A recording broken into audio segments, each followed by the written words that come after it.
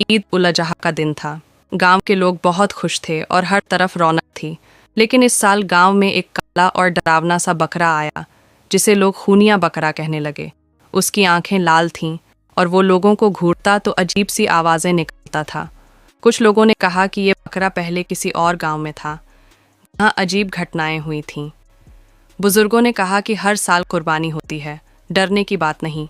लेकिन लोगों का मन बेचैन था। जब सुबह सब लोग कुर्बानी की तैयारी कर रहे थे, तो खूनिया बकरा अचानक रस्सी तोड़कर भाग गया। पूरे गांव में अफरा तफरी मच गई। अली नाम का एक बहादुर लड़का था। उसने कहा कि वो बकरे को ढूंढेगा। वो अकेले जंगल की तरफ गया। थोड़ी देर बाद अली वापस आया, लेकिन उसके हाथ में एक पुरानी लकड़ी की तख्ती थी, जिस पर किसी अजीब भाषा में कुछ लिखा था। गांव के एक बूढ़े मौलवी हफीज साहब ने वो लिखा पढ़ा। उसमें लिखा था कि ये बकरा एक सज़ा है, जो हर उस जगह आता है जहां लोग कुर्बानी की असली अहमियत भूल जाते हैं।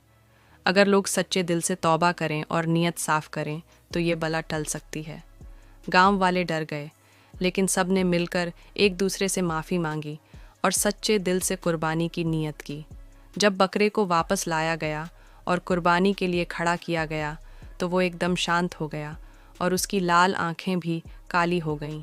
जैसे ही कुर्बानी हुई, आसमान में एक अजीब सी रोशनी फैल गई और पूरे गांव में सुकून आ गया। सबको समझ में आया कि असली कुर्बानी जानवर का खून नहीं, बल्कि अपने दिल से घमंड, नफरत और बुराई निकालना होता है। अगर आप चाहें